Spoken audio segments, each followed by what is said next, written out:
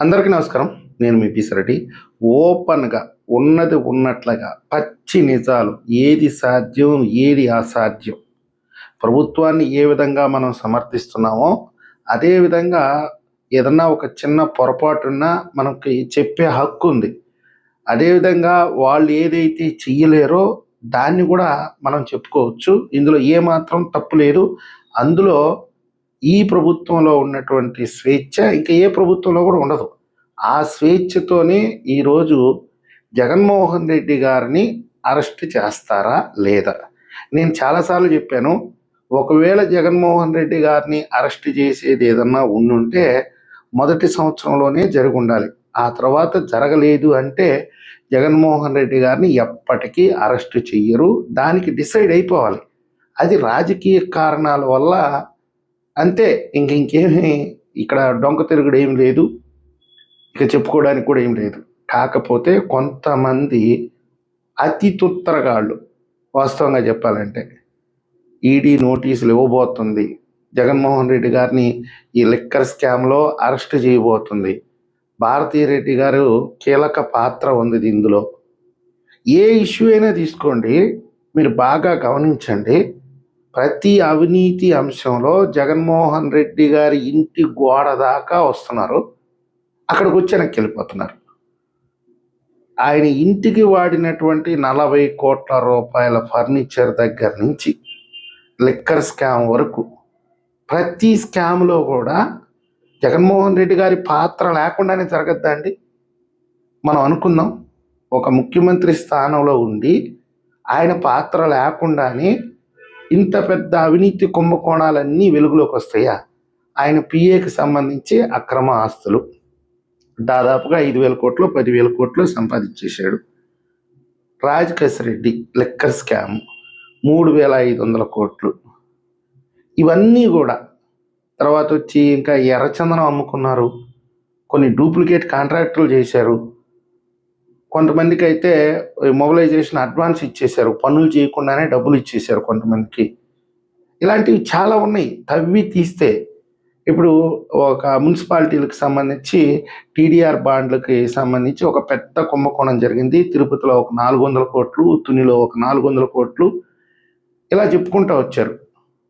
వీటిల్లో కానీ ఏటిల్లో కానీ జగన్మోహన్ రెడ్డి గారి ఆదేశాలు లేకుండా, ఆయన కన్సర్న్ లేకుండా, ఆయనకి తెలియకుండా ఎవడైనా సరే ఒక్క రూపాయి చోరీ చేయగలరా? పేర్ని నాని గారి రేషన్ బియ్యం కుంభకోణం కూడా ఈ పరిధిలోకి వస్తుంది. ప్రతి ఒక్కటి కూడా వీళ్ళు 10 రూపాయలు దోచుకుంటే దాంట్లో వీళ్ళ వాటా ఎంత? 2 రూపాయలు మాత్రమే. 8 రూపాయలు తాడేపల్లి కొంపకి వెళ్ళిపోవాల్సిందే. ఇది అందరికీ తెలిసినటువంటి నగ్న సత్యం. చాలామంది ఏమంటారంటే వైఎస్ జగన్మోహన్ రెడ్డి గారి వెనక అమిత్ షా ఉన్నాడు, మోడీ ఉన్నాడు, చాలామంది చెప్తారు. నాకు తెలిసి జగన్మోహన్ రెడ్డి గారి వెనక మోడీ అమిత్ షా కాదు, చంద్రబాబు నాయుడు గారి భయం ఉంది. ఇది వాస్తవం, అందరూ ఒప్పుకోవాల్సిందే. ఈ దేశంలో చంద్రబాబు నాయుడు గారి అంత పిరికి రాజకీయవేత్త ఇంకొకరు లేరు. ఆయనకి ప్రతిదీ భయమే. ఈరోజు జగన్మోహన్ రెడ్డి గారిని అరెస్ట్ చేస్తే రేపు పొద్దున ఏమైపోద్దో ఈ రాష్ట్రం మొత్తం.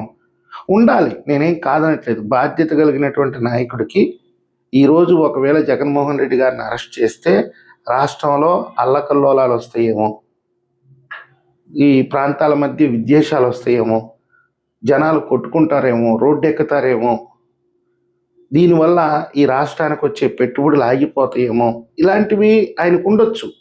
కానీ ఏ అవినీతి కేసులో అయినా సరే, తిరుమల కల్తీ లడ్డు దగ్గర నుంచి ఈరోజు బయటకు వచ్చినటువంటి కల్తీ లిక్కర్ కేసు వరకు ఏ కేసులో అయినా సరే జగన్మోహన్ రెడ్డి గారి పేరు ఎఫ్ఐఆర్లో ఉందా? ఆయన పేరు ఎఫ్ఐఆర్లో అన్నా ఉంటే ఈరోజు మనం జగన్మోహన్ రెడ్డి గారిని ఇప్పుడు కాకపోతే ఇంకెప్పుడైనా అరెస్ట్ చేయొచ్చు, కనీసం నోటీసులు ఇవ్వచ్చు, విచారణకు పిలవచ్చు అని మనం ఒకవేళ ఊహించుకోవచ్చు. కానీ ఏ కేసులో కూడా ఆయన పేరు ఎఫ్ఐఆర్లో కూడా లేదు. ఈరోజు ఈడీ నోటీసులు ఇవ్వబోతుంది, జగన్మోహన్ రెడ్డి గారిని అరెస్ట్ చేయబోతున్నారు. భారతిరెడ్డి ప్రమేయం ఉంది, ఇలాంటి పిచ్చి కూతలన్నీ కోస్తుంటారు కొంతమంది. నేను చెప్పేది ప్రభుత్వం కూడా ఇలాంటి మాటలే చెప్పద్ది. అంటే ప్రభుత్వంలో ఉండేటటువంటి కొంతమంది వ్యక్తులు ఇలాంటి మాటలే చెప్పే ప్రయత్నం చేస్తారు. అంటే జనాల్ని మభ్య పెట్టడం ఇదంతా. ఇప్పుడు చంద్రబాబు నాయుడు గారి గురించి ఈ రాష్ట్రంలో ఉండే ప్రతి బిడ్డకి తెలుసు. ఆయన భయస్థుడు, ప్రతి విషయాన్ని ఆయన 1కి 10 సార్లు ఆలోచిస్తాడు. జగన్మోహన్ రెడ్డి గారిని అరెస్ట్ చేస్తే ఎలాంటి పరిణామాలను ఎదుర్కోవాల్సి వస్తుందో, అందువల్ల జగన్మోహన్ రెడ్డి గారిని అరెస్ట్ చేయలేదు అనేది చాలా మందికి తెలిసినటువంటి నగ్న సత్యం. అర్థం చేసుకోగలరు. ఎందుకు 2 రోజులకు ఒకసారి ఈరోజు రాజకేష్ రెడ్డి అనే ఒక వ్యక్తిని ఈడీ నోటీసులు ఇచ్చి అరెస్ట్ చేసింది ఈ లిక్కర్ స్కామ్కు సంబంధించి. వెంటనే బ్రేకింగ్ల మీద బ్రేకింగ్లు. ఇక జగన్మోహన్ రెడ్డి గారికి కూడా నోటీసులు ఇస్తారు, ఆయన కూడా అరెస్ట్ చేస్తారు. మీరు ఒక అంశం మీద స్టిక్ ఆన్ అయిపోండి. జగన్మోహన్ రెడ్డి గారికి ఎలాంటి ప్రమాదము లేదు. నేనేదో ఆవేశంలో 2-3 సార్లు అన్నాను కానీ జగన్మోహన్ రెడ్డి గారిని అరెస్ట్ చేస్తారు అది ఇదని. కానీ ఎన్నికలకు ముందు నేను స్పష్టంగా 2-3 వీడియోస్ చేస్తున్నాను. జగన్మోహన్ రెడ్డి గారు చంద్రబాబు నాయుడు గారి పాలనలో మాత్రమే సేఫ్గా ఉండగలడు. చాలా రక్షణాత్మకమైనటువంటి విధానాన్ని ఈరోజు చంద్రబాబు నాయుడు గారు వైఎస్ జగన్మోహన్ రెడ్డి గారి పట్ల పాటిస్తాడు. మొన్న పులివెందల్లో ఎవరైతే వైఎస్ రాజారెడ్డి బాధితులు ఉన్నారో, వైఎస్ రాజారెడ్డి గారి చేతిలో హత్యకు గురైనటువంటి కుటుంబ సభ్యులు ఉన్నారో, వాళ్ళు స్పష్టంగా చెప్పారు, ఆనాడు ముఖ్యమంత్రిగా చంద్రబాబు నాయుడు గారు ఉన్నారండి.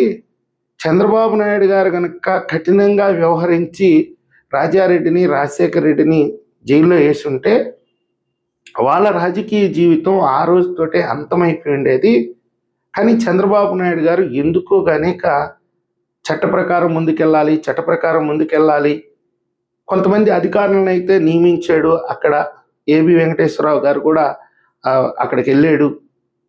చాలామంది ముఖ్యమైనటువంటి అధికారులే ఆయనకి సంబంధించిన కేసుల్ని పరిశీలించారు, ఎఫ్ఐఆర్లు చేశారు, కొంతమందిని అరెస్ట్ చేశారు. కానీ రాజారెడ్డిని, రాజశేఖర రెడ్డి గారిని మాత్రం టచ్ చేయలే. వాళ్ళ డైరెక్ట్ ఇన్వాల్వ్మెంట్ ఉన్నా కానీ రాజశేఖర రెడ్డి గారిది కొన్ని కేసుల్లో ఆయన మాత్రం ఎటువంటి పరిస్థితుల్లో టచ్ కూడా చేయలే. ఎందుకని? చంద్రబాబు నాయుడు గారు భయస్థుడు. ఆయనకి అదొక రకమైనటువంటి ఆలోచన విధానం. ఎందుకు వచ్చిన గొడవ, మనకు లేనిపోయిన తలకాయ నొప్పి వస్తుందేమో అని ఆలోచించుండొచ్చు. అదే విధానాన్ని ఈరోజు వైఎస్ జగన్మోహన్ రెడ్డి గారి పట్ల కూడా చంద్రబాబు నాయుడు గారు పాటిస్తున్నారు అనేది ఈరోజు ప్రతి ఒక్కరికి తెలిసినటువంటి నగ్న సత్యం. ఇది ఒప్పుకొని తీరాల్సిందే. ఒక రకంగా చెప్పాలంటే ఇది రాష్ట్రానికి కూడా శ్రేయస్కరం. జగన్మోహన్ రెడ్డి గారిని రాష్ట్ర రాజకీయాల్లో లేకుండా చేయడం అనేది చంద్రబాబు నాయుడు గారికి పెద్ద పనేం కాదు. అనుకుంటే చేయగలడు. కానీ దాని తర్వాత పరిణామాలు ఎదుర్కొనే శక్తి కూడా చంద్రబాబు నాయుడు గారికి ఉండాలి. ఆనాడు రాజారెడ్డిని, రాజశేఖర రెడ్డిని అరెస్ట్ చేసేసి వాళ్ళ రాజకీయ జీవితానికి ఆ రోజే సమాధేసేసి ఉంటే ఈరోజు జగన్మోహన్ రెడ్డి అనేవాడు రాజకీయాల్లో ఉండుండేవాడు కాదు. రాష్ట్రం ఈరోజు కుక్కలు చించిన విస్తరలాగా తయారు ఉండేది కాదు. ఈరోజు రాష్ట్ర విభజన జరిగిన తర్వాత కూడా అమరావతి పాటికి 70% అభివృద్ధి చెందేసి ఉండేది. ఈ రాష్ట్రానికి ఒక రాజధాని వచ్చి ఉండేది. పోలవరం కంప్లీట్ అయిపోయి ఉండేది. ఈ రాష్ట్ర ప్రజలు సుఖ సంతోషాలతో గర్వంగా బతికేవాళ్ళు. అనేక రకాలైనటువంటి పరిశ్రమలు వచ్చేవి. ఎక్కడ తప్పు జరిగిందో ఒకసారి మీరు ఆలోచించుకోండి.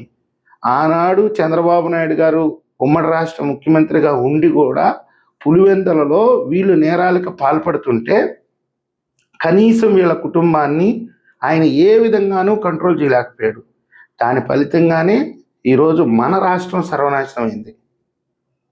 జగన్మోహన్ రెడ్డి గారి విషయంలో కూడా చంద్రబాబు నాయుడు గారు ఇదే ధోరణి అవలంబిస్తాడు. దీనికి మీరేదో ఆయన వెనక మోడీ ఉన్నాడు, ట్రంప్ ఉన్నాడు, లేకపోతే పుతిన్ ఉన్నాడు, లేకపోతే చైనా అధ్యక్షుడు ఉన్నాడు, ఆయన ఏదో ఒక పెద్ద ప్రపంచ స్థాయి నాయకుడు అయినట్టుగా, రాష్ట్రంలో ఆయన కోసం ఏదో జనాలు ఎగబడుతున్నట్టుగా. ఎవరు ఎగబడతారు? ఈది కుక్కలు ఏమిటంటే, ఒక ఉదాహరణగా చెప్తున్నాను, ఈది కుక్కలు రచ్చ చేస్తాయి. ఇంట్లో ఉండే జాతి కుక్కలు ఏం చేస్తాయి? సైలెంట్గా ఉంటాయి. కాబట్టి జగన్మోహన్ రెడ్డి గారి చుట్టూ తిరిగేదంతా కూడా దాదాపుగా నేను అందరినీ అనలేను, చాలా మంచి వాళ్ళు కూడా ఉన్నారు వైఎస్ఆర్సీపీలో.